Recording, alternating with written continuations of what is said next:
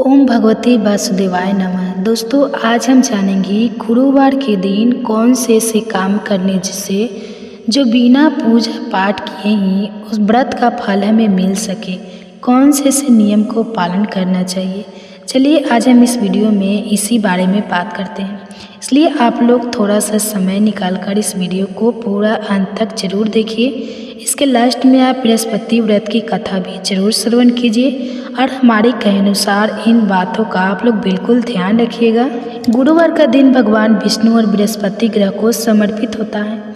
इस दिन विशेष रूप से पूजा व्रत और उपाय करने से सुख समृद्धि, वैवाहिक जीवन में सफलता और आर्थिक उन्नति प्राप्त होती है। यहाँ हम विस्तार से बताएंगे कि गुरुवार को कौन कौन से नियमों और उपायों का पालन करने से जीवन में शुभ फल प्राप्त होते हैं। गुरुवार के कुछ ऐसे नियम होते हैं जिसका पालन हमसे हर समय करना चाहिए। इस दिन पीले वस्त्र पहनना शुभ होता है। खाने में चने की दाल, पीले चावल या हल्दी युक्त भोजन का सेवन करें। पीले फूल भगवान विष्णु को अर्पित करें। गुरुवार को बाल धोना और नाखून काटना शुभ माना जाता है। इससे घर की समृद्धि कम हो सकती है। इस दिन बालों में साबुन या शैम्पू नहीं लगाना चाहिए, वरना बृहस्पति देव का प्रभाव कम हो जाता है। गुरुवार को उधार देने से बचना चाहिए। इस दिन किसी को उधार ना दें, इससे धन की हानि होती है। यदि संभव हो तो इस दिन कोई नई आर्थिक योजना भी नहीं शुरू करें। केले के पेड़ की पूजा जरूर करें। बृहस्पति देव की कृपा प्राप्त करने के लिए केले के पेड़ की पूजा करें और जल अर्पित करें। ओम बृहस्पति नमः मंत्र का जाप करें। गुरुवार को केले के पेड़ के नीचे दीपक जलाने से विवाह में आ रही रुकावटें दूर होती हैं। गुरुवार का व्रत रखने से बृहस्पति ग्रह मजबूत होता है। इस दिन केवल पीले रंग का भोजन करें और नमक का सेवन ना करें। व्रत कथा का पाठ करें और भगवान विष्णु की पूजा करें। इस दिन झाड़ू पोछा करने से बचना चाहिए, खासकर सूर्यास्त के बाद घर में कोई भी गंदगी ना हो, इससे नकारात्मक ऊर्जा दूर होती है। गुरु ग्रह को मजबूत करने के उपाय हैं। बेसन के लड्डू बनाकर गरीबों में बांटें। जरूरतमंद ब्राह्मण को भोजन कराएं। साधु संतों का आशीर्वाद लें। गुरुवार को फोन तोड़ने का टोटका होता है। जिसके वैवाहिक जीवन में बाधा आ रही है, जिसका विवाह नहीं हो रहा है, यदि किसी का विवाह नहीं हो रहा है या उसमें देरी हो रही है, तो गुरुवार को एक पुराना या खराब फोन तोड़कर किसी को दान कर दें। इससे विवाह का मार्ग प्रशस्त होगा। हल्दी की गांठ को पीले कपड़े में बांधकर अपनी अलमारी में रखें, जिससे विवाह जल्दी होता है। चने की दाल और गुड़ का दान। चने की दाल और गुड़ गुरुवार को दान करने से आर्थिक स्थिति में सुधार होता है। किसी मंदिर में जाकर पीले धागे में हल्दी लगाकर भगवान विष्णु के चरणों में चढ़ाएं और फिर उसे अपने हाथ में बांध लें। इससे कभी कार्य सफल होते हैं। इस दिन शराब और मांसाहार का सेवन नहीं करना चाहिए। लोहे से जुड़ा कोई भी नया काम शुरू नहीं करना चाहिए। गुरुवार को काले या सफ़ेद कपड़े पहनने से बचना चाहिए। गुरुवार के दिन नमक और तेल खरीदना अशुभ माना जाता है। लोहे या स्टील के बर्तन भी ना खरीदें। झाड़ू और नुकीली वस्तुएं भी इस दिन ना खरीदें। गुरुवार के उपाय से लाभ होता है। विवाह में आ रही रुकावटें दूर होती हैं। आर्थिक स्थिति में सुधार होता है। पारिवारिक में सुख शांति बनी रहती है। शिक्षा और करियर में सफलता मिलती है। गुरु ग्रह के दोष समाप्त होते हैं। अगर कोई व्यक्ति इन नियमों और उपायों का पालन करता है तो उसके जीवन में सुख समृद्धि और शुभता बनी रहती है। अगर आपके कुंवारी है और आपका विवाह नहीं हो रहा है तो गुरुवार के दिन इन नियमों का पालन माताएं बहनें जरूर करें। करने से आ रही रुकावटें विवाह में जल्दी दूर होती है। आपकी लगन जल्दी ही चलकर आपके द्वार पर आती है। आप सुनिए बृहस्पति व्रत की कथा। बृहस्पति नमः। आज बृहस्पतिवार के दिन सुनिए बृहस्पति देवता की संपूर्ण कथा। पौराणिक कथा के अनुसार प्राचीन समय की बात है। एक बड़ा प्रतापी और दानी राजा था। वह प्रत्येक गुरुवार को व्रत रखता और पूजा किया करता था। यह बात उसकी रानी को अच्छी नहीं लगती थी। ना वह व्रत करती और ना ही किसी को एक भी पैसा दान में देती, और राजा को भी ऐसा करने से मना किया करती। एक समय की बात है कि राजा शिकार खेलने वन को चले गए। घर पर रानी और दासी अकेली थी। उसी समय गुरु बृहस्पति साधु का रूप धारण कर राजा के दरबार पर भिक्षा मांगने गए। साधु ने रानी से भिक्षा मांगी। तब वह कहने लगी, हे साधु महाराज, मैं तो इस दान और पुण्य से तंग आ गई हूँ। आप कोई ऐसा उपाय बताइए जिससे ये सारा धन नष्ट हो जाए और मैं आराम से रह सकूं। तब साधु रूपी बृहस्पति देव कहने लगे, हे देवी, तुम बड़ी विचित्र हो। संतान और दो धन से भी कोई दुखी होता है। अगर तुम्हारे पास धन अधिक है तो इसे शुभ कार्यों में लगाओ, जिससे तुम्हारे दोनों लोग सुधरे। परंतु साधु की इन बातों से रानी खुश नहीं हुई। उसने कहा, महाराज, मुझे ऐसे धन की आवश्यकता नहीं जिसे मैं दान दूं और जिसको संभालने में ही मेरा सारा समय नष्ट हो जाए। साधु कहने लगे, अगर तुम्हारी ऐसी इच्छा है तो जैसा मैं तुम्हें बताता हूँ तुम वैसा ही करना। बृहस्पतिवार के दिन तुम घर को गोबर से लिपना, अपने केसे को पीली मिट्टी से धोना, केसों को धोते समय स्नान करना, राजा से हजामत बनवाने को कहना, भोजन में मांस मदिरा खाना और कपड़ा धोबी के यहाँ धुलने डालना। इस प्रकार 7 बृहस्पतिवार करने से तुम्हारा समस्त धन नष्ट हो जाएगा। ऐसा कहकर साधु बने बृहस्पति देव अंतर्ध्यान हो गए। साधु के कहे अनुसार रानी को करते हुए केवल 3 बृहस्पतिवार ही बीते थे कि उसकी समस्त धन संपत्ति नष्ट हो गई। अब भोजन के लिए परिवार तरसने लगा। एक दिन राजा रानी से बोला, हे रानी, तुम यहीं रहो, मैं दूसरे देश को जाता हूँ, क्योंकि यहाँ पर मुझे सभी जानते हैं, इसलिए मैं कोई छोटा कार्य नहीं कर सकता। ऐसा कहकर राजा परदेश चला गया। वहाँ वह जंगल से लकड़ी काट कर लाता और शहर में बेचता। इसी तरह वह अपना जीवन बिताने लगा। इधर राजा के बिना रानी और दासी दुखी रहने लगी। एक समय जब रानी और दासी को 7 दिन बिना भोजन के रहना पड़ा, तब रानी ने अपनी दासी से कहा, हे दासी, पासी के नगर में मेरी बहन रहती है, वह बड़ी धनवान है, तो उसके पास जा और कुछ लेकर आ, ताकि थोड़ा बहुत गुजर बसर हो जाए।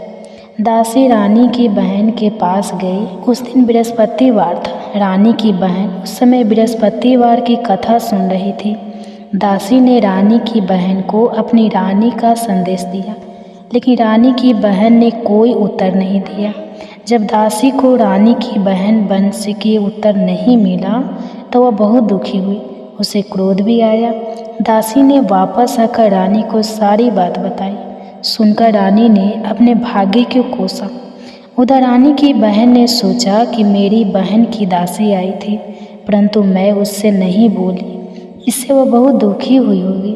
कथा सुनकर और पूजन समाप्त कर वह अपनी बहन के घर गई और कहने लगी, हे बहन, मैं बृहस्पतिवार का व्रत कर रही थी, तुम्हारी दासी गई, परंतु जब तक कथा होती है तब तक ना उठते हैं ना बोलते हैं, इसलिए मैं नहीं बोली। कहो दासी क्यों गई थी? तब रानी कहने लगी, बहन, हमारे घर अनाज नहीं था। ऐसा कहते कहते रानी की आंखें भर आई। उसने दासिया समेत भूखा रहने की बात भी अपनी बहन को बताई। रानी की बहन बोली, बहन देखो, बृहस्पति देव भगवान सबकी मनोकामनाएं पूर्ण करते हैं। देखो, शायद तुम्हारे घर में अनाज रखा हो। यह सुनकर दासी घर के अंदर गई तो वहाँ उसे एक घड़ा अनाज का भरा मिल गया। उसे बड़ी हैरानी हुई, क्योंकि उसने तो एक एक बर्तन देख लिया था। उसने बाहर आकर रानी को बताया। दासी रानी से कहने लगी, हे रानी, जब हमको भोजन नहीं मिलता तो हम बस व्रत ही तो करते हैं, इसलिए क्यों ना इनसे व्रत और कथा की विधि पूछ ली जाए, हम भी व्रत किया करेंगे। दासी के कहने पर रानी ने अपनी बहन से बृहस्पति व्रत के बारे में पूछा। उसकी बहन ने बताया, बृहस्पतिवार के व्रत में चने की दाल और मुनक्का से विष्णु भगवान का केले की जड़ में पूजन करें और दीपक जलाए, पीला भोजन करें और कथा सुने। इससे बृहस्पति देव भगवान प्रसन्न होते हैं और मनोकामनाएं पूर्ण करते हैं। व्रत और पूजन की विधि बताकर रानी की बहन अपने घर लौट आई। रानी और दासी दोनों ने निश्चय किया कि बृहस्पति देव भगवान का पूजन जरूर करेंगे। 7 रोज बाद जब बृहस्पतिवार आया तब उन्होंने व्रत रखा। घुड़सार में जाकर चना और गुड़ बीन लाई और उसकी दाल से केले की जड़ तथा विष्णु भगवान का पूजन किया। अब पीला भोजन का कहाँ से आए? दोनों बड़ी दुखी हुई, परंतु उन्होंने व्रत किया था इसलिए बृहस्पति देव भगवान प्रसन्न हो गए थे। एक साधारण व्यक्ति के रूप में वे 2 थाल पीला भोजन लेकर आए और दासी को देकर बोले, हे दासी, यह भोजन तुम्हारे और तुम्हारे रानी के लिए है, इसे तुम दोनों ग्रहण करना। दासी भोजन पाकर बहुत प्रसन्न हुई। उसने रानी को सारी बात बताई। उसके बाद से वे प्रत्येक बृहस्पतिवार को गुरु भगवान का व्रत और पूजन करने लगे। बृहस्पति भगवान की कृपा से उनके पास धन की गया, परंतु रानी फिर पहले की तरह आलसी करने लगी। तब दासी बोली, देखो रानी, तुम पहले भी इसी प्रकार आलस करती थी। तुमने धन रखने में कष्ट होता था, इसी कारण सभी धन नष्ट हो गया। अब बृहस्पति देव भगवान की कृपा से धन मिला है तो तुम्हें फिर आलस होता है। बड़ी मुसीबतों के बाद हमने यह धन पाया है, इसलिए हमें अब दान पुण्य करना चाहिए। अब तुम भूखे मनुष्य को भोजन कराओ, पियाऊ लगाओ, ब्राह्मणों को दान दो, कुआं, तालाब, बावड़ी आदि का निर्माण कराओ, मंदिर, पाठशाला बनवाकर ज्ञान दान दो, कुमारी कन्याओं का विवाह करवाओ, अर्थात धन को शुभ कार्यों में खर्च करो, जिससे तुम्हारे कुल का यश बढ़े तथा स्वर्ग प्राप्त और पितर प्रसन्न हो। तब दासी की बात सुनकर रानी शुभ कर्म करने लगी, जिससे उसका यश फैलने लगा। एक दिन रानी और दासी आपस में विचार करने लगी कि न जाने राजा किस दशा में होंगे, उनकी कोई खोज खबर भी नहीं है। उन्होंने श्रद्धापूर्वक बृहस्पति भगवान से प्रार्थना की कि राजा जहाँ कहीं भी हो शीघ्र वापस आ जाए।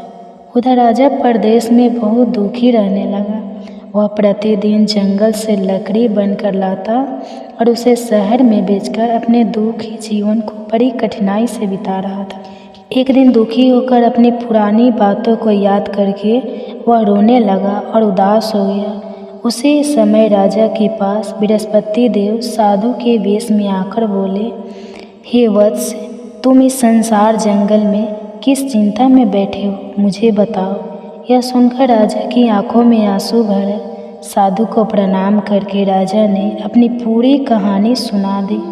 महात्मा दयालु होते हैं। वे राजा से बोले, हे राजा, तुम्हारी पत्नी ने बृहस्पति देव के प्रति अपराध किया था, जिसके कारण तुम्हारी यह दशा हुई। अब तुम चिंता मत करो, भगवान तुम्हें पहले से अधिक धन देंगे। देखो, तुम्हारी पत्नी ने बृहस्पतिवार का व्रत प्रारंभ कर दिया है। अब तुम भी बृहस्पतिवार का व्रत करके चने की दाल और गुड़ जल से लोटे में डालकर केले का पूजन करो, फिर कथा कहो या सुनो। भगवान तुम्हारी सभी मनोकामनाएं को पूर्ण करेंगे। साधु की बात सुनकर राजा बोला, हे प्रभु, लकड़ी बेचकर तो इतना पैसा भी नहीं मिलता जिससे भोजन के बाद में कुछ बचा सकूं, और मैंने रात में अपनी रानी को व्याकुल देखा है। मेरे पास कोई साधन नहीं जिससे उसका समाचार जान सकूं। फिर मैं कौन सी कहानी कहूँ, यह भी मुझको नहीं पता। साधु महाराज कहने लगे, हे राजा, मन में बृहस्पति भगवान के पूजन व्रत का निश्चय करो, वे स्वयं तुम्हारे लिए कोई राह बना देंगे। बृहस्पतिवार के दिन तुम रोजाना की तरह लकड़ियाँ लेकर शहर में जाना। तुम्हें रोज से 2 गुना धन मिलेगा, जिससे तुम भली भांति भोजन कर लोगे और बृहस्पति देव की पूजा का सामान भी आ जाएगा। जो तुमने बृहस्पतिवार की कहानी के बारे में पूछा है वह इस प्रकार है। प्राचीन काल में एक बहुत ही निर्धन ब्राह्मण था। उसके कोई संतान नहीं थी। वह नित्य पूजा पाठ करता, लेकिन उसकी स्त्री ना तो स्नान करती न किसी देवता का पूजन करती। इस कारण ब्राह्मण देवता बहुत दुखी रहते थे। फिर भगवान की कृपा से ब्राह्मण के यहाँ एक कन्या उत्पन्न हुई। वह कन्या बड़ी होने लगी। प्रातःकाल स्नान करके वह भगवान विष्णु का जप करती। बृहस्पतिवार का व्रत भी करने लगी।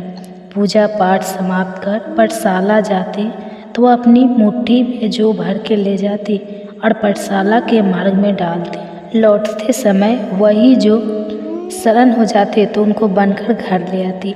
एक दिन वह बालिका सूप में उन सोने के जौ फटक रखकर साफ कर रही थी। तभी उसकी माँ ने देख लिया और कहने लगी, हे बेटी, सोने के जौ को फटकने के लिए तो सोने का सूप भी होना चाहिए। दूसरे दिन गुरुवार था। कन्या ने व्रत रखा और बृहस्पति देव से सोने का सूप देने की प्रार्थना की। बृहस्पति देव ने उसकी प्रार्थना स्वीकार कर ली। रोजाना की तरह वह कन्या जौ फैलाते हुए पाठशाला चली गई। पाठशाला से लौटकर जब वह जौ बीन रही थी तब बृहस्पति देव की कृपा से उसे सोने का सूप भी मिल गया। उसे वह घर ले आई और उससे जौ साफ करने लगी, परंतु उसकी माँ का वही ढंग रहा। एक दिन की बात है, वह कन्या सोने के सूप में जौ साफ कर रही थी। तभी उसी समय उस नगर का राजकुमार वहाँ से निकला। कन्या के रूप और कार्य को देखकर वह उस पर मोहित हो गया। राजमहल आकर वह भोजन तथा जल त्याग कर उदास होकर लेट गया। राजा को जब राजकुमार द्वारा अन्न जल त्यागने का समाचार ज्ञात हुआ तब वह अपने मंत्रियों के साथ अपने पुत्र के पास गया और कारण पूछा। राजकुमार ने राजा को उस लड़की के घर का पता भी बता दिया। मंत्री उस लड़की के घर गया। मंत्री ने ब्राह्मण के समक्ष राजा की ओर से निवेदन किया और कुछ ही समय बाद ब्राह्मण की कन्या का विवाह राजकुमार के साथ संपन्न हो गया। कन्या के घर से जाते ही ब्राह्मण देवता के घर में पहले की तरह गरीबी का निवास हो गया। एक दिन दुखी होकर ब्राह्मण अपनी पुत्री से मिलने गए। बेटी ने पिता की दुखी अवस्था को देखा और अपनी माँ का हाल पूछा। ब्राह्मण देवता ने सभी हाल कह सुनाया। तब कन्या ने बहुत धन देकर अपने पिता को विदा कर दिया, लेकिन कुछ दिन के बाद फिर वही हाल हो गया। ब्राह्मण फिर अपनी कन्या के यहाँ गया और सभी हाल कहा तो पुत्री बोली, हे पिताजी, आप माता जी को यहाँ ले आओ, मैं उन्हें वह विधि बता दूंगी जिससे गरीबी दूर हो जाए। ब्राह्मण देवता अपनी पत्नी को साथ लेकर अपनी पुत्री के पास राजमहल पहुँचे। तब पुत्री अपनी माँ को समझाने लगी, हे माँ, तुम प्रातःकाल स्नान आदि करके विष्णु भगवान का पूजन करो तो सब दरिद्रता दूर हो जाएगी। परंतु उसकी माँ ने उसकी एक बात भी नहीं मानी। वह प्रातःकाल उठकर अपनी पुत्री की बची जूठक को खा लेती थी। एक दिन उसकी पुत्री को बहुत गुस्सा आया। उसने अपनी माँ को एक कोठरी में बंद कर दिया। प्रातः उसे स्नान आदि करा के पूजा पाठ करवाया तो उसकी माँ की बुद्धि ठीक हो गई। उसके बाद वह नियम से पूजा पाठ करने लगी और प्रत्येक बृहस्पतिवार को व्रत भी रखने लगी। इस व्रत के प्रभाव से मृत्यु के बाद वह स्वर्ग को गई और ब्राह्मण देवता भी सुखपूर्वक इस लोक का सुख भोग कर स्वर्ग को प्राप्त हुए। इस तरह कहानी कहकर साधु बने देवता वहाँ से अंतर्ध्यान हो गए। धीरे धीरे समय बीतने पर फिर बृहस्पतिवार का दिन आया। राजा जंगल में लकड़ी काटकर शहर में बेचने गया। उसे उस दिन और दिनों से अधिक धन मिला। राजा ने चना गुड़ आदि लाकर बृहस्पतिवार का व्रत किया। उस दिन से उसके सभी कलह कलेश दूर हुए। परंतु जब अगले गुरुवार का दिन आया तो वह बृहस्पतिवार का व्रत करना भूल गया। इसी कारण बृहस्पति भगवान नाराज हो गए। उस दिन उस नगर के राजा ने विशाल यज्ञ का आयोजन किया था तथा अपने समस्त राज्य में घोषणा करवा दी कि सभी मेरे यहाँ भोजन करने आए, किसी के घर चूल्हा ना जले और इस आज्ञा को जो ना मानेगा उसको फांसी की सजा दी जाएगी। राजा की आज्ञा अनुसार राज्य के सभी निवासी राजा के भोज में सम्मिलित हुए, लेकिन लकड़हारा कुछ देर से पहुंचा, इसलिए राजा उसको अपने साथ महल में ले गए। जब राजा लकड़हारे को भोजन करा रहे थे तब रानी की दृष्टि उस खूंटी पर पड़ी जिस पर उसका हार लटका हुआ था। उसे हार खूंटी पर लटका दिखाई नहीं दिया। रानी को निश्चय हो गया कि मेरा हार इसी लकड़हारे ने चुरा लिया है। उसी समय सैनिकों को बुलाकर उसको जेल में डलवा दिया। अब लकड़हारा जेल में विचार करने लगा कि न जाने कौन से पूर्व जन्म के कर्म से मुझे यह दुख प्राप्त हुआ है, और जंगल में मिले साधु को याद करने लगा। तत्काल बृहस्पति देव साधु के रूप में प्रकट हो गए और कहने लगे, अरे मूर्ख, तूने बृहस्पति देवता की कथा नहीं की, उसी कारण तुझे यह दुख प्राप्त हुआ है। अब चिंता मत कर, बृहस्पतिवार के दिन जेल खाने के दरवाजे पर तुझे 4 पैसे पड़े मिलेंगे। उनसे तू बृहस्पतिवार की पूजा करना तो तेरे सभी कष्ट दूर हो जाएंगे। अगले बृहस्पतिवार उसे जेल के द्वार पर 4 पैसे मिले। राजा ने पूजा का सामान मंगवाकर कथा कही और प्रसाद बांटा। उसी रात में बृहस्पति देव ने उस नगर के राजा को स्वप्न में कहा, हे राजा, तूने जिसे जेल में बंद किया है उसे कल छोड़ देना, वह निर्दोष है। राजा प्रातः काल उठा और खूंटी पर हार लटका देखकर लकड़हारे को बुलाकर क्षमा मांगी तथा राजा के योग्य सुंदर वस्त्र आभूषण भेंट कर उसे विदा किया। गुरुदेव की आज्ञा के अनुसार राजा अब अपने नगर को चल दिया। राजा जब नगर के निकट पहुंचा तो उसे बड़ी ही आश्चर्य हुआ। नगर में पहले से अधिक बाग, तालाब और कुएं तथा बहुत सी धर्मशालाएं, मंदिर आदि बने हुए थे। राजा ने पूछा, यह किसका बाग और धर्मशाला है? तब नगर के सभी लोग कहने लगे, यह सब रानी और दासी द्वारा बनवाए गए हैं। राजा को आश्चर्य हुआ और गुस्सा भी आया कि उसकी अनुपस्थिति में रानी के पास धन कहाँ से आया। उधर जब रानी ने यह खबर सुनी कि राजा आ रहे हैं तो उसने अपने दासी से कहा, हे दासी, देख, राजा हमको कितनी बुरी हालत में छोड़ गए थे। वह हमारी ऐसी हालत देखकर लौट न जाए, इसलिए तू दरवाजे पर खड़ी हो जा। रानी की आज्ञा अनुसार दासी दरवाजे पर खड़ी हो गई और जब राजा आए तो उन्हें अपने साथ महल में ले आई। तब राजा ने क्रोध करके अपनी तलवार निकाली और पूछने लगा, बता, यह धन तुम्हें कैसे प्राप्त हुआ? तब रानी ने सारी कथा कह सुनाई। राजा ने निश्चय किया कि मैं रोजाना दिन में 3 बार कहानी कहा करूँगा और रोज ही व्रत किया करूँगा। अब हर समय राजा के दुपट्टे में चने की दाल बंधी रहती तथा दिन में 3 बार कथा कहता। एक रोज राजा ने विचार किया कि चलो अपनी बहन के यहाँ हो आए। इस तरह निश्चय करके वह राजा घोड़े पर सवार होकर अपनी बहन के यहाँ चल दिया। मार्ग में उसने देखा कि कुछ आदमी एक मुर्दे को लेकर जा रहे हैं। उन्हें रोककर राजा कहने लगा, अरे भाइयों, मेरी बृहस्पतिवार की कथा सुन लो। वे बोले, लो, हमारा तो आदमी मर गया है, इसको अपनी कथा की पड़ी है। परंतु कुछ आदमी बोले, अच्छा कहो, हम तुम्हारी कथा भी सुनेंगे। राजा ने दाल निकाली और अपनी कथा कहनी शुरू कर दी। जब कथा आधी हुई तो मुर्दा हिलने लगा। जब कथा समाप्त हुई तो राम राम करके वह मनुष्य खड़ा हो गया। राजा आगे बढ़ा, उसे चलते चलते शाम हो गई। आगे मार्ग में उसे किसान खेत में हल चलाता मिला। राजा ने उससे भी कथा सुनने का आग्रह किया, लेकिन वह नहीं माना।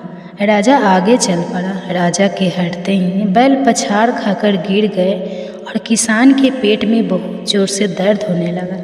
उसी समय किसान की माँ रोटी लेकर आई। उसने जब देखा तो अपने पुत्र से सब हाल पूछा।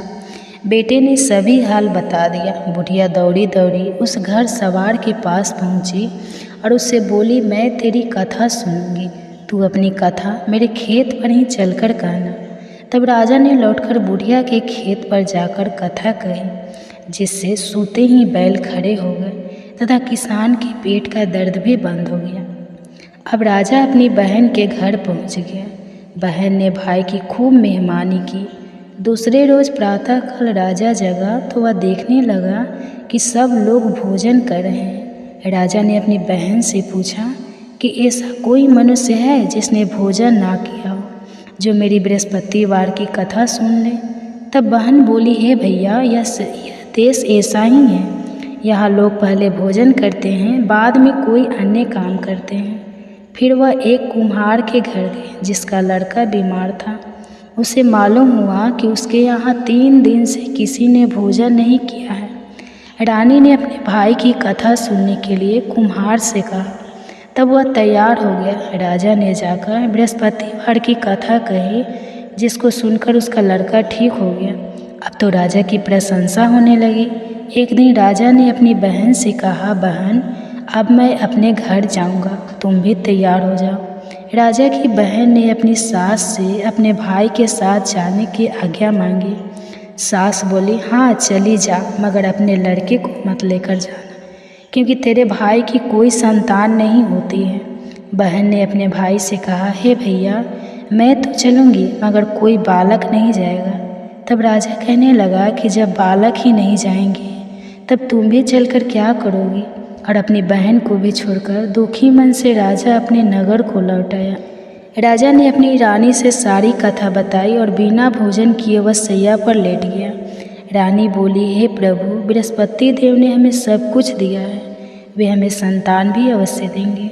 उसी रात बृहस्पति देव ने राजा को स्वप्न में कहा, हे राजा, उठ, सभी सोच त्याग दे, तेरी रानी गर्भवती है। राजा को यह बात जानकर बड़ी खुशी हुई। 9वें महीने बाद रानी के गर्भ से एक सुंदर पुत्र पैदा हुआ। तब राजा बोला, हे रानी, स्त्री बिना भोजन के रह सकती है, परंतु बिना कहे नहीं रह सकती। जब मेरी बहन आए तब तुम मुझसे कुछ मत कहना। रानी ने हाँ कर दी। जब राजा की बहन ने यह शुभ समाचार सुना तो वह बहुत खुशी हुई और बधाई लेकर अपने भाई के यहाँ आई। रानी ने तब उसे आने का आह्वान किया। जब भाई अपने साथ ला रहे थे तब तो टाल गई, उनके साथ नहीं आई और आज अपने आप ही भागे भागे के बिना बुलाए आ गई। तब राजा की बहन बोली, भाई, मैं इस प्रकार ना कहती तो तुम्हारे घर औलाद कैसे होती। बृहस्पति देव सभी कामनाएं पूर्ण करते हैं।